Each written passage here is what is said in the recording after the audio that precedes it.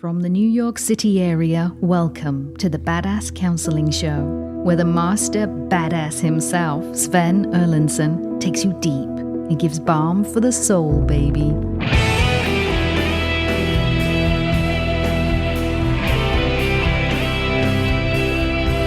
Hello to you, wherever you are today. It's great to have you here on the Badass Counseling Show, whether you are checking in from Rouge, just outside of Toronto, or Bruges, Belgium. It is great to have everyone here. We've got folks in from as far away as South Africa and Australia. We've got folks in from Washington State and New Prague, Minnesota, Skol Vikings. Great to have you here. I am joined in studio by KC over in the booth and Rob the Rocket sitting next to me. Rob, hey, what say ye today? It's almost spring as we're recording. It is spring, actually, and we've had a lot of rain, Sven. And you know how you talk about the raw sewage in your love cup? Yeah? Well, I don't have a lot of raw sewage in my love cup, but I do have a septic tank, and there's been so much rain with the water table high that it actually overflowed with raw sewage. But onto the lawn. But the benefit of getting the raw sewage out is you've never seen such rich, thick grass growing in the lawn where the sewage tumbled down the hill. It was just great to get that raw sewage out of your love cup and your septic tank. Loaded with metaphors that Rob's grass is green. How green does your grass grow?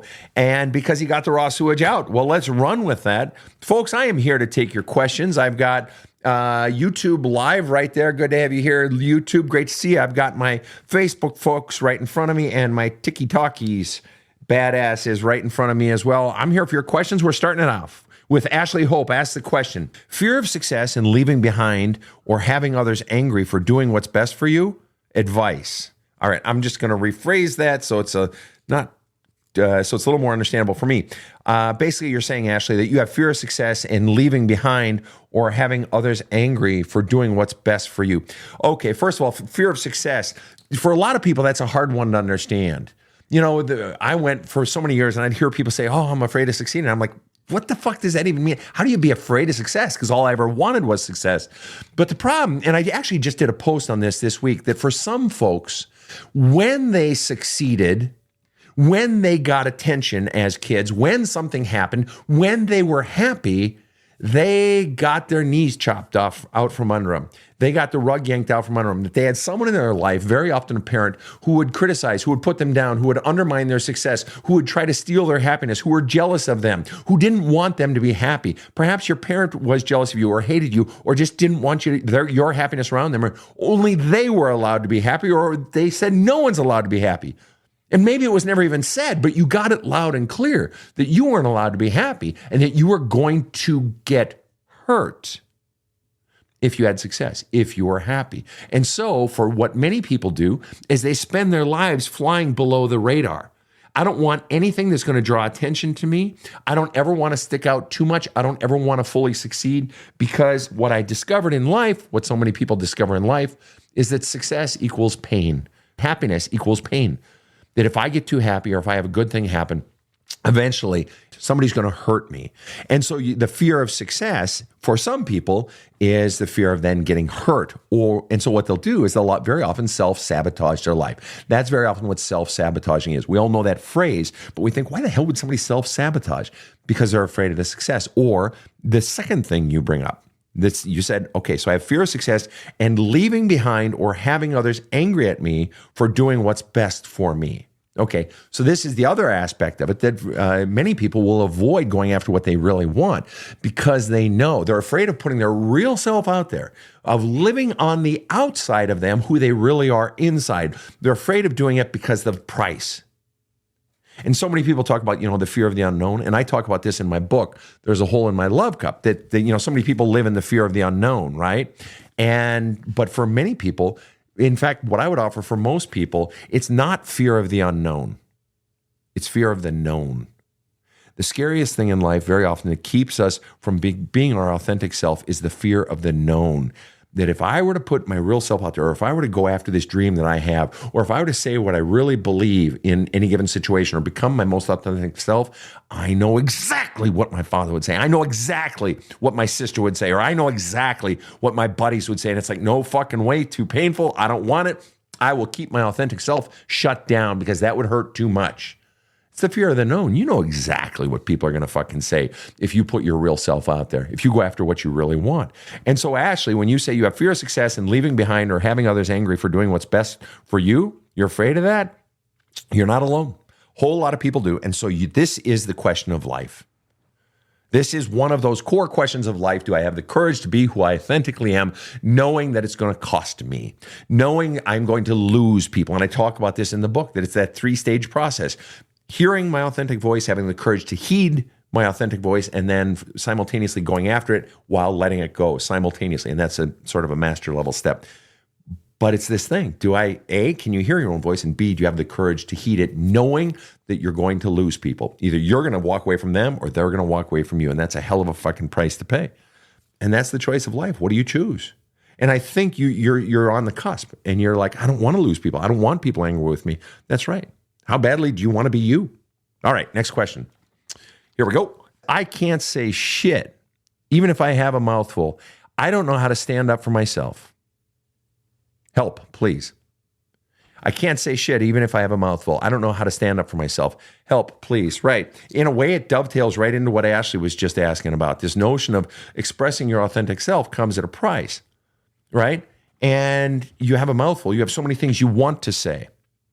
You have so many things in you to say, but you're terrified to say them, terrified to put them out there. Now, actually, what I would ask you in this case, Jennifer, is it that you don't know what you want to say, that you just can't find the words, or is it that you know what you want to say, but you're scared of the repercussions? See, in Ashley's case, she was scared of the repercussions, but it could very well be, in Jennifer, in your case, that you don't even know what you want to say. And if you don't know what your words are, it's a sign you have so many other messages inside of you. Messages like you're shit, you're no good. All the negative messages you've been getting your entire life are packed on top of your own voice. But you're saying, I have a mouthful. I don't know how to stand up for myself. And you begin, honestly, by flushing out all the messages that have kept you locked down. And that's what the journaling and the letter writing and so forth are about. Next question. All right, here we go. Danks over on TikTok asks this question. I have a lot of trauma I thought was dealt with and still has affects me and my relationships. Okay, that was an exact read. Now I'm going to sort of clean it up a little bit. I have a lot of trauma that I thought I had dealt with, but this shit is still affecting me and my relationships. I hear that a lot, and I know this is going to sound a little like fucking bullshit, but the bottom line is, if you feel like you've dealt with your stuff in therapy or in your own self-care, self-help work, and yet you're still affected by it, there's something deeper. It always means there's something deeper that you haven't touched yet. And in all likelihood, potentially because you don't want to touch it. Okay, we had a guest. We taped an episode, a counseling episode of the show right before this episode with Elvis, a gay, 24-year-old gay trans man. Fascinating episode. And Elvis was talking about how much self-work he's done already. And it's fantastic. But it was apparent and it was clear, and Elvis flat out came out and said so, that there was still more stuff that he needs to address. But he's scared to address it because it's heavy stuff, it's powerful stuff. And, I'm afraid of it sort of overtaking my life and that it won't stop, okay? And so, Danks, you have a lot of trauma that you thought you had dealt with, but there's more there. It's down there. And I would be willing to bet, if Vegas were giving me odds, I would bet that there's something you really don't want to. Perhaps something in all of that trauma that you've avoided the whole time, something even deeper. And very often it can be the hatred involved with it, or it can be some memory that is so fucking emotionally charged, fraught with fear and extreme sadness. But there's something down deeper, and so you dig deeper. If you haven't read the book yet, you need to read it because it'll take you down there. There's a hole in my love cup, which, by the way, that's the Spanish version. Hey, un agujero en mi taza de amor. That's that. All right. Next question. What have we got here? We have one here. Here we go. On Facebook. Why do I fear of taking a deep breath and meaning it, speaking my truth without stuttering? Why do I fear? Okay, we seem to be on a bit of a thread here, all sort of the same or very similar. Why do I fear taking a deep breath and meaning it and speaking my truth without stuttering? Well, first of all, there's nothing wrong with stuttering, okay? If you stutter when you speak your truth, who gives a shit? You stutter, big deal. Not a big deal. Or if your knees are shaking or if your palms are sweating, nothing wrong with that. But why do you fear it? is what you're asking. You fear speaking your truth. You fear putting it out there. You fear, stating it all. Why? Because you've been chopped down for it before. Furthermore, more likely, or just as likely, as a child, you were told that you don't matter. You were told that your voice is not important. You got the message, and it could have been explicit, shut the fuck up, your voice doesn't matter, or it could have been implicit, that got the message that you don't matter, that you're not wanted, we don't want to hear what you have to say, or that you were criticized when you did speak. And so the idea of speaking up now is terrifying. The idea of putting your truth out there now is terrifying, because you got to understand, most of the shit you're dealing with in your life, not just you, Bo, but all of us, is conditioned by the shit from our past. And the more you go into that conditioning and unpack it and get out the raw sewage, as Rob was talking about earlier, the more you get that out, the less your past conditioning is running your life. But the problem is all that past conditioning is packed in and charged with emotional charges of pain, of anger, of rage, of sadness, of disappointment, of betrayal, of frustration, all those things. It's like, well, fuck, I don't want to feel those fucking things. Right. So that's why people spend 10, 20, 30 years living, trying to pack all those feelings down. And then they get into their 40s, they get into their 50s, 60s, 70s, and they think, fuck, I'm fucking miserable. What's going on? Oh, shit, I wish I would have healed all this 40 years ago when I was 24 years old. Right. And that's where you are right now.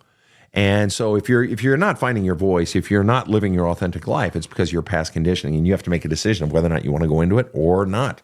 Next question. All righty. Anything coming up there on YouTube, Rob? Interestingly, no. There was one, and it was immediately retracted. All right. That's all right. Nothing wrong with retracting. Caritas likens the metaphor of pushing the beach ball under the water, but it never stays down. That's exactly right. That's actually very well said.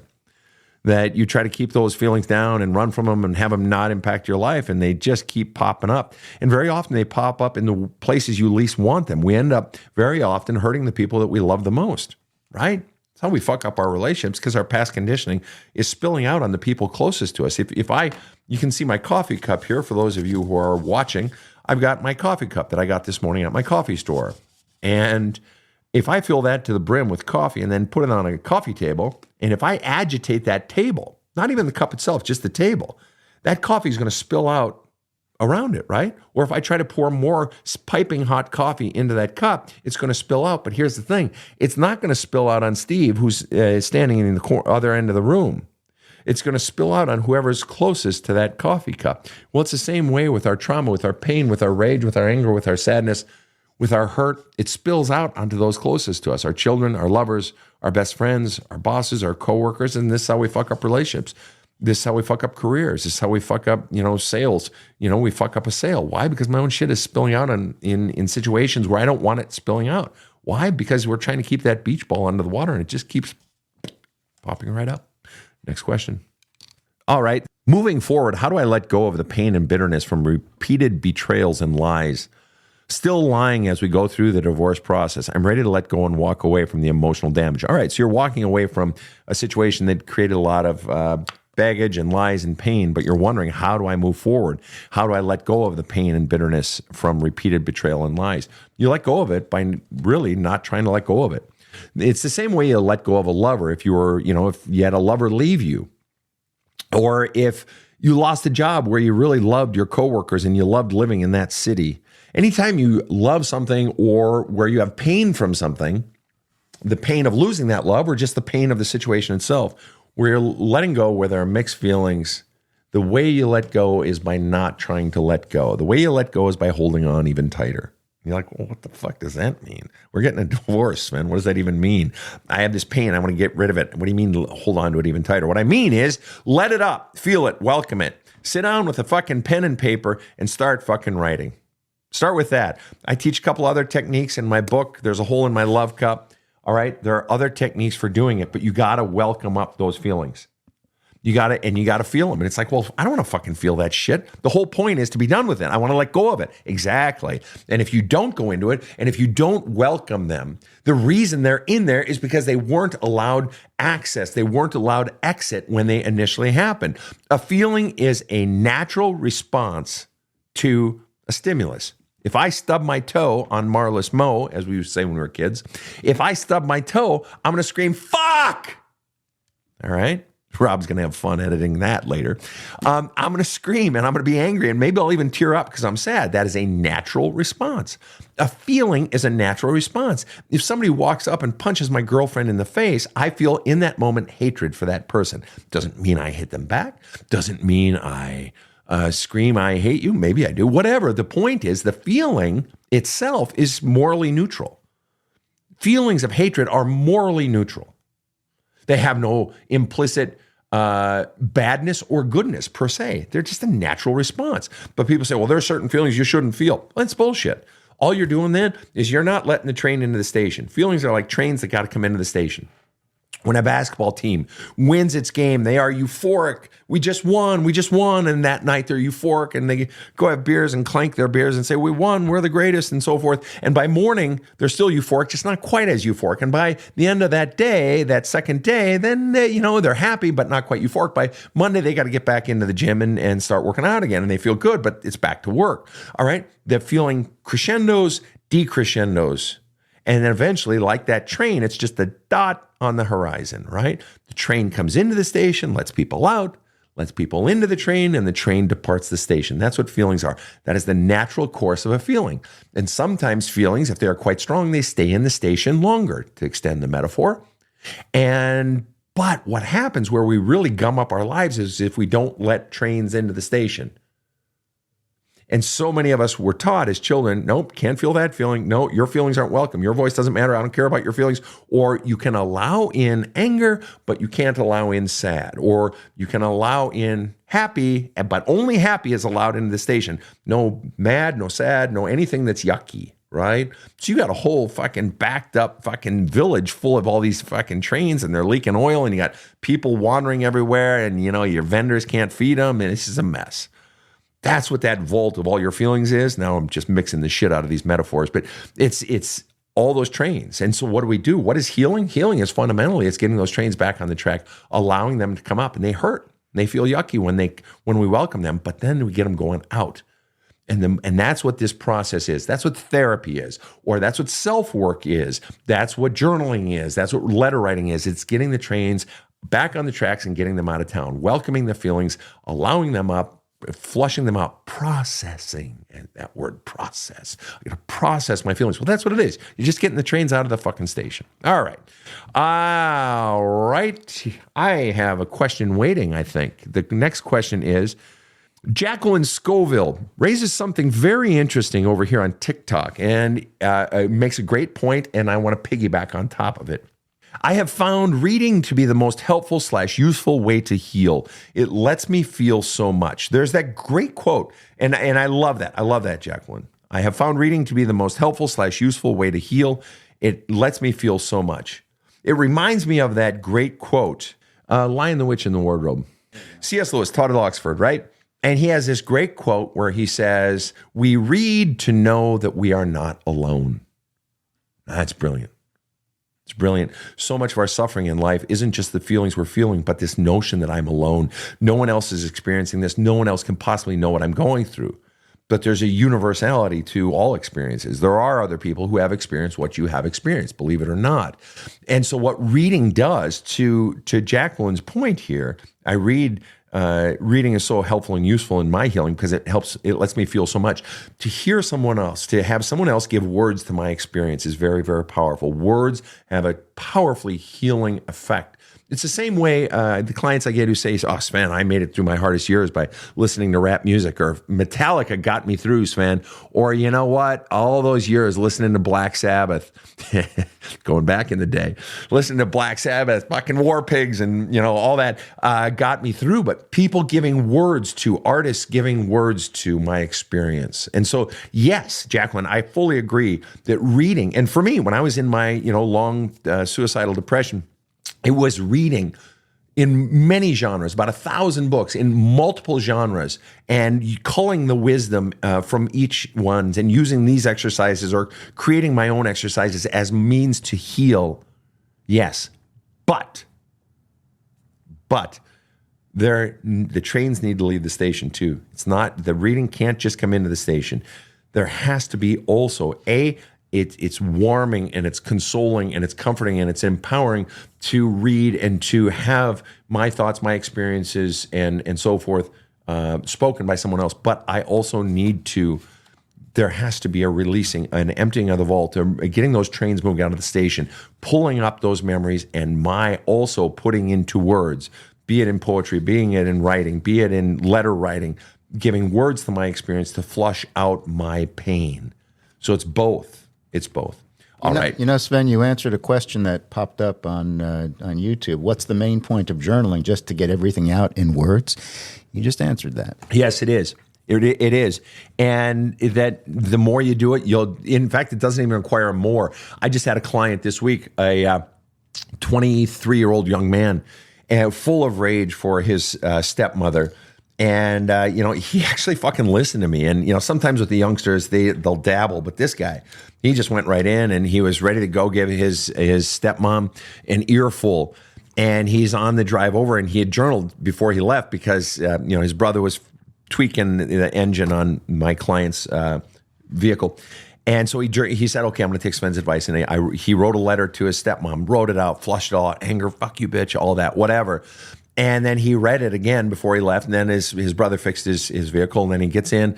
And before he gets out of his vehicle, he reads that letter one more time. And he goes inside, rages into his father's house and sees the stepmother. And he said to me, Sven, in that moment, my anger was gone. Your fucking letter writing works, Sven. I said, no, your letter writing worked. Right. And so, yeah, it's getting it all out. And the more we do it, the lighter you become. The lighter you become. Speaking of what's to come, much more to come right after this short break. I had a really good start in my life, and I've been successful in my career, but I have to say I've learned so much and improved my outlook on life since I met Sven and picked up a copy of Badass Wisdom.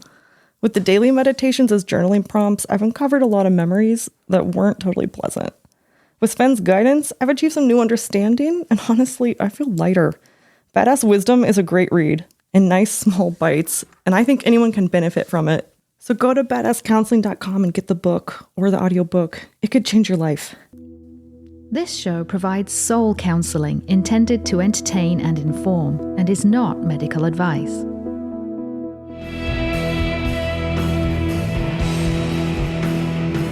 Now, back to the badass. Yes, we are back. And it's not just the quote-unquote badass Sven, as if I am one. No. But it's the real badasses, Rob and KC. KC is in the booth flexing her biceps. She's a tough one. We don't mess with KC. That's right. And Rob is flexing his power brain muscles. I get that a lot, yeah. Mike Greenlaw on TikTok says, where can I listen to podcasts? I heart.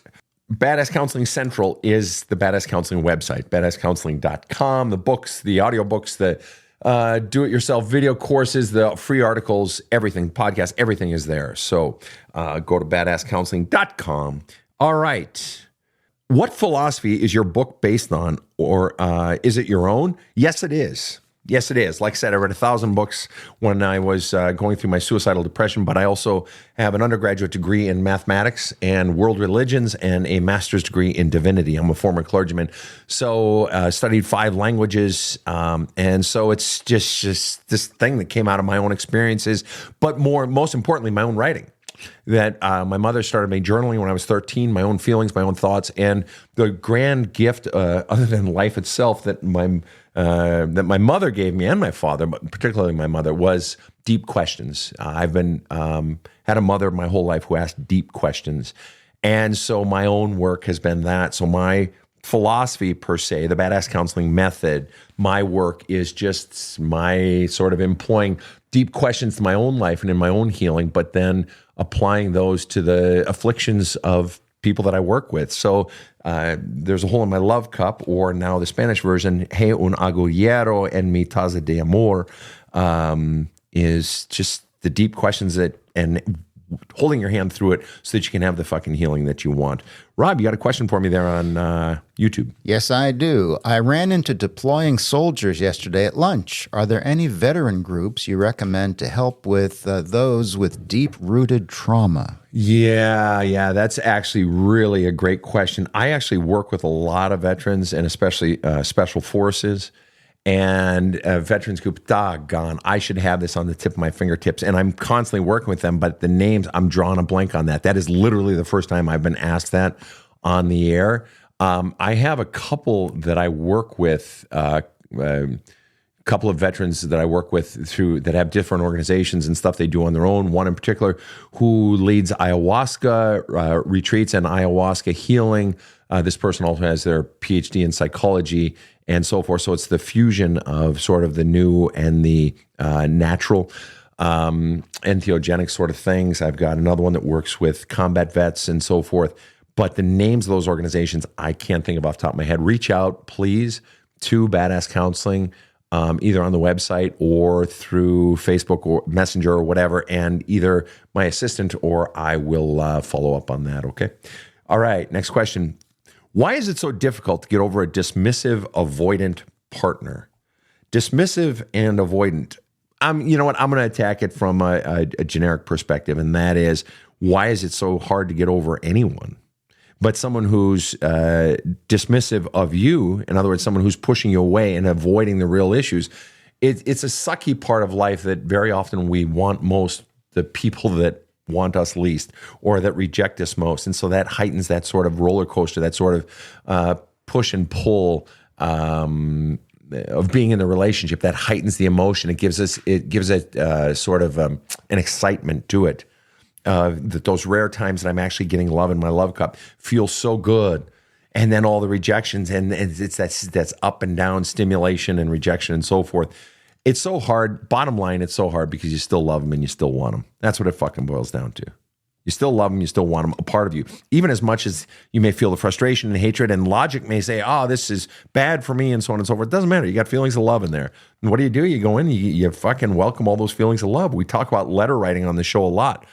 Writing all those letters of love. And I strongly recommend that you write letters to this person, this dismissive, avoidant, Blue Eyes, and write all these letters, but don't send them. Don't send them. I was the guy who sent them.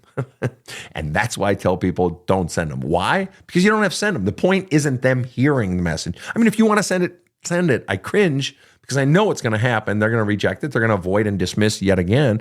And you're going to feel, or you might feel like the way I felt, like, okay, that was a waste, that was dumb, or the letters might even be used against you if you're going through a divorce. The point is that these feelings have to get out of you. You're holding on because the feelings are still in you.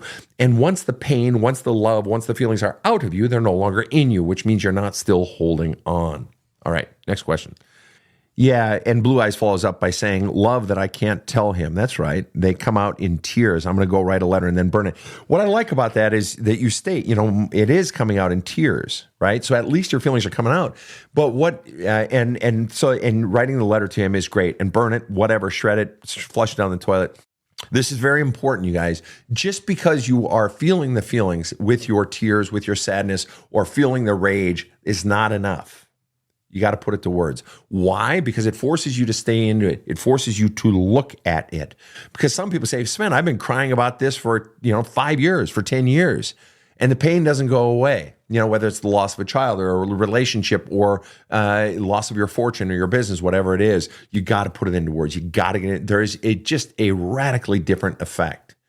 That the tears will get rid of the pain in the short term, in the right now, but to long-term heal the source of the tears requires going into it and putting in words. And it's the difference between, taking cough medicine to make your cough go away or taking something to make your sore throat go away. Well, it'll make it go away, but if you don't get rid of that virus causing that sore throat or that stomach flu, if you don't get rid of the virus, it's going to return. So what journaling and letter writing and so forth does is it goes in and it extracts the virus, so to speak. All right. And to that point, Dakota follows up with the question, how do you get over hate you've had your whole life? Now, this is, I'm just going to take 1 minute on this one, but this is one of the most powerful issues in all of self-healing. It's the issue of hate. Anger, yes, but more specifically, hate. Why? Because hate is a taboo word for most or many people.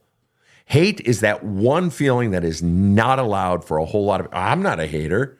Or no, I don't want to let hate, because, hate's like a disease and it'll just infect me and it'll take over. Hate bad, everything else good. Even anger is better than hate.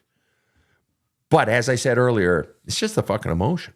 People think that it has some magical characteristic, demonic characteristic, that once you let it in, it'll take over everything and it'll never stop. And it's bullshit. It's bullshit. Hate that doesn't stop is hate that isn't really being allowed out. And you're not going down to the root of that hate. Hate is just one more emotion. And people stuck in the hate are people choosing to not go down to the root of the hate and address it. And the root of hate is always pain. Always pain, and usually infused with fear. But the root of getting it out is the way you resolve it, is the root of going down to where it originally came from is the means to getting it out. And so that means going down to the real shit. But very often the reason we stay stuck in our hate is because we don't want to go down and feel the real pain that caused the hate to be birthed. And it was some massive fucking trauma. Like I said, we just did a show earlier today, and this guest that we have on Thursday, it's this Thursday show coming out, was sexually abused, physically abused, verbally abused, just really heinous stuff. I mean, it's just a mind-blowing story. This guest, I encourage the guest, you got to go into the hate, but that meant feeling those feelings again and going into it and really staying in it and allowing it out and being deliberate about the journaling, or doing it with your therapist and saying, no, we're not just going to talk about what happened in my life this week. I want to get down into the real deep shit. And that's what a great therapist will do, is take you down into that shit. Rob, you got one for me? It looks like you do. Yeah, see if you can figure this one out. This is from Norman, and there is a picture. It's a man. Mm-hmm. I'm going through a divorce, and my ex had an affair with my oldest daughter coworker. My oldest now is completely not talking to me and telling her siblings to hate me. How do I get over this?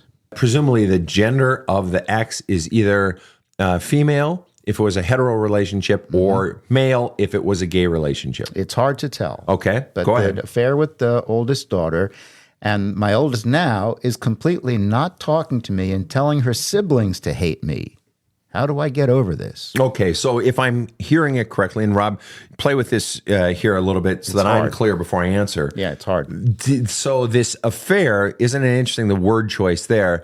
An affair with my eldest daughter. So my ex, I'm going to run with female here, just playing the percentages. The odds are that it's more likely, just by playing marriage numbers, so my ex-wife had an affair with my daughter while we were married. So my ex-wife technically cheated on me, committing. Wait a minute.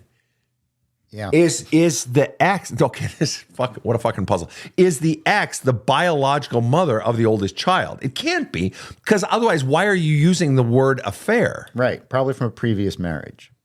And if that person fires in a follow-up comment, so in other words, so this is yours, presumably. Oh, here, okay, I got it. It's not his daughter, it's his daughter's coworker. I thought it was daughter who is a coworker. That's what I thought. He just clarified it. He said sorry. Okay, so folks, we're having fun with this one, just trying to figure out the fucking question. And no disparagement to your question. I swear to God, it's just I'm a little thick, and so it takes me a minute to figure this shit out. So, do you want me to reset that, ask it again, and edit this later? No. We're in now. We're plowing through this motherfucker. This is so real. Okay. Okay. So basically, I'm divorcing, and my oldest daughter is pissed off at me and is trying to tell their siblings, my daughter's siblings, to hate me as well because my ex had an affair with my daughter's coworker. You got it. In all honesty, my friend, to the degree that your children will talk to you, just I would say, what are you angry at me for? What precisely is the crime that you committed? If this person had an affair, they were clearly cheating on you. So that would I would assume then that you had no idea this was happening.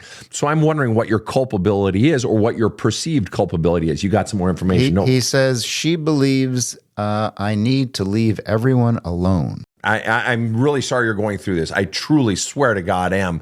But the way you're presenting the story, you have zero culpability in this. That's the way it sounds to me. And your children are struggling clearly with something. And it's not cool that your oldest child is telling the other children to hate on you. That's not okay. My recommendation is to present yourself honestly to your own children. And if they need to reject you for a while, let them reject you for a while. And you need to obviously flush out your own pain and be working on that. But if you're being unfairly accused, you have every right to stand up for yourself, and you need to stand up for yourself. But then if your children need their space, they need their space. But the way you're presenting the story, at least from what you've said, you're getting a really bad dose here. And I apologize for all you're having to go through. All right, next question. I have one here that's easier to understand. It better be, or you're getting I'm going to throw some water on you here. I'm sorry about that. I'm teasing. And no disrespect to the man who asked the question. I'm just not real bright. Go ahead. All right, here's one from YouTube. I'm now friends with an ex who is an unaware narcissist. I feel healed from the trauma and don't see him changing, but the friendship seems to work. Is this dangerous? It's only dangerous if you ignore any mistreatment by the person. It's only dangerous if there are any sort of things that feel off or feel like a little red flag, and you've got to be tuned into anything that might be a red flag. And as long as you're tuned in and you have the courage to stand up for yourself, if you are mistreated in even the smallest ways, that means just standing up for yourself. Hey, I need you to apologize for that. Or that didn't feel nice. And then, stand up and don't let them get away with mistreating you, or don't let them get away without apologizing or blowing you off when you're supposed to be meeting for dinner or whatever it is. As long as you're standing up for yourself, it's no more dangerous than any other relationship. And that's the beauty of doing your healing work, is that you can be less fearful in relationships. You're vigilant, you're aware, and you're willing to stand up for yourself. And as long as you can feel when things don't feel good or don't feel right, and that you stand up for yourself, you're safe in really any relationship, because you're aware when the hurting starts. And remember this, people. Remember this above all else. People don't start out a relationship abusing you. They don't start out a relationship punching you in the face on the first date. They don't start out as full-blown fucking flying monkeys, shit show narcissists. In the first month or whatever. It never starts big. Regardless of when it starts. Maybe it starts the day after the wedding. Maybe it starts on the second date. Maybe it starts at any point. But it doesn't start big. It always starts small. And that's why the degree that you are still being driven by the conditioning of your childhood, you will not be able to detect mistreatment. Why? Because your vision, your feelings, your everything is so clouded by all the beliefs you were taught about yourself that were never true to begin with. So the more you do the healing work, the more you're in tune to your own energy, the more you're in tune to when something doesn't feel right. And you have no problems calling it out. Because if you don't call it out the first time, it will at some point happen a second time. And once it's happened a second time, we have the beginning of that horrible P word pattern. And small things become big things. But big things don't start out as big things. They start out as small things, which is why we do the healing work and teach our children to do the healing work when they are teenagers and when they are 20s. Why?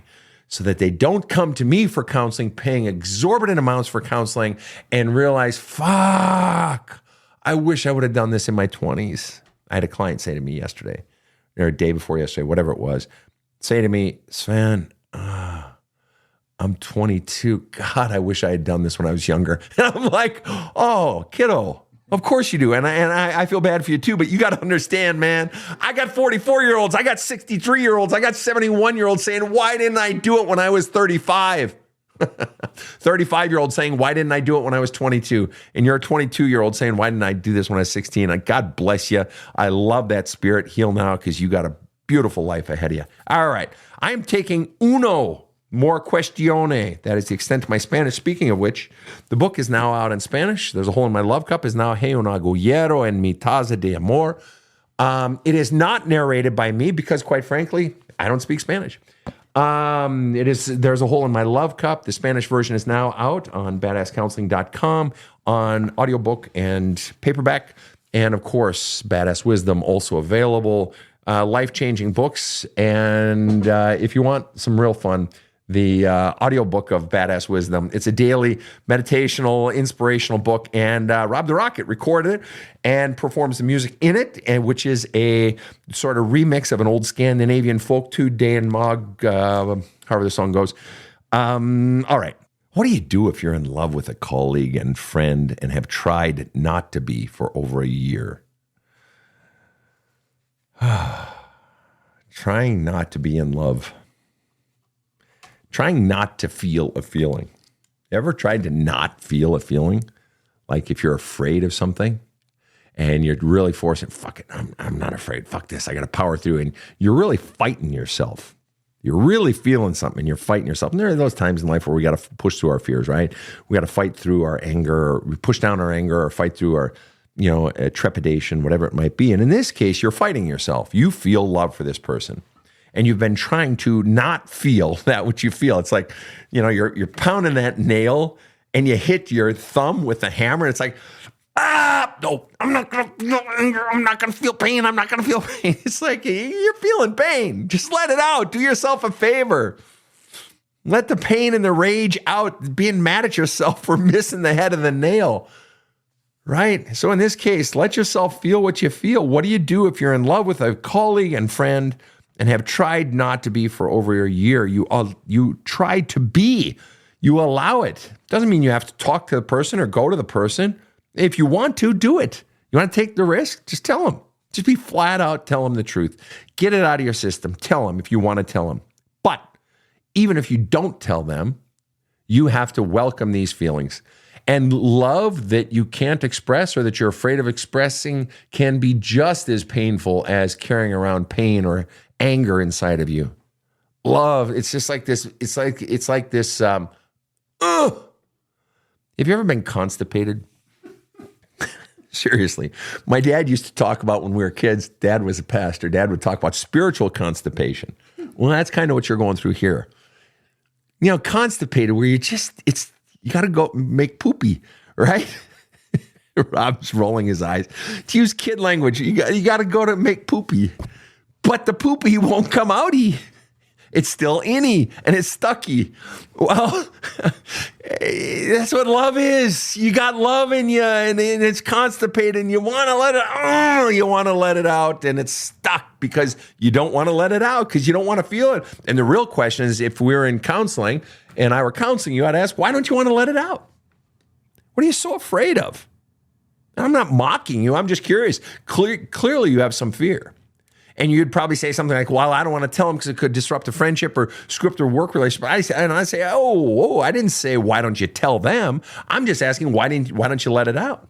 Why don't you write a letter? Why don't you tell me right now? In fact, and this is what I sometimes do in counseling. I'll scooch my chair over. If we're doing Zoom counseling, I'll scooch my chair over and I'll say, all right, I just brought your lover in right now, and they're sitting in this metal chair right next to me, and I've got them handcuffed gently, and I've got them gagged so they can hear whatever you say, and they're not going to respond, or they're not going to yell and say, that's dumb, or whatever. And I'll say, now say it. And they'll say, well, this is stupid. I'll say, yes, it is stupid. Indulge me. Indulge stupid guy Sven, and tell me what you want to say. But that's what letter writing is. That's what journaling is getting it out. Stop fighting yourself. You guys, that which you resist persists. It's an age-old saying, but that which you resist persists, and that's particularly true of feelings. Whatever you're fighting, you're just fighting yourself. This is your natural feeling. Let them out. Get them out of your system. And the more you flush and flush and flush, you want to know what happens inside? It's that sound from Star Wars when Obi-Wan Kenobi in the original Star Wars, he's like on the fucking Death Star or whatever, and he swings out onto that podium and he's scooting around it, and then he pulls that one lever, and the energy of the Death Star, you hear that sound, it goes, right? That's what happens inside. The more we flush out all these anxieties that we're keeping locked in, pain, anger, rage, love, hatred, sadness, that's what's creating all this energy, all this stirred up anxiety inside of you is locked up feelings. And the more you flush those out, your energy, your sense of anxiety goes, and you begin to calm the fuck down. That's the peace that we all seek. We all think that love is what we all seek. We do, but love brings something in its wake. We seek love because of what it makes us feel after or during. What we're all truly seeking is that peace that passes all understanding. Peace comes by releasing, by removing all that is sucking the life out of you, all the pain, all the memories that are emotionally charged. The more you get that out, the more peace follows in its wake. All right, dear friends, thank you so much. Oh, Rob. That was beautiful and excellent advice. However, in that question, what if you inserted the word "in love with my married friend"? So give me the question then again as you recall it. What if I'm in love with my married friend, but I'm trying not to be? Oh, well, still, you got to get the feelings out. You don't ever have to say it to the person, right? It's still getting those feelings out. Your feelings are not implicitly bad just because they are married. You acting on them when the friend is married, of course, that's a different story. And then you're screwing up other people's lives, and that's not okay. And I've done that.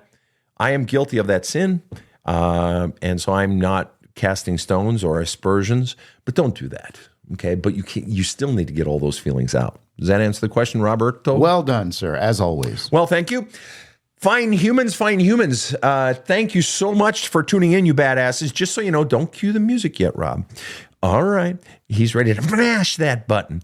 We're doing one more episode right after this. Rob, any final thoughts on today's show before we set her down and light up the next show? People are complicated and sometimes confusing, but you sort it out as well as anybody I've ever heard. You are very gracious, my man, and you make it technically possible to do so, because otherwise it'd just be me shouting in the woods and no one would hear a goddamn thing. On occasion, I can do that. All right, people, thank you so much for tuning in from Canada to South Africa and Japan to Bruges, Belgium, and, of course, good old Minnesota. You folks have a great, great, great kick-ass day. The Badass Counseling Show is strictly copyrighted. No copies may be made without the express written consent of the Badass Counseling Show, LLC.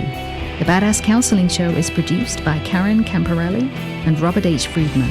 Executive producer Sven Erlandson. Original music by two-time Emmy Award-winning composer Trevor Morris. Have a kick-ass day.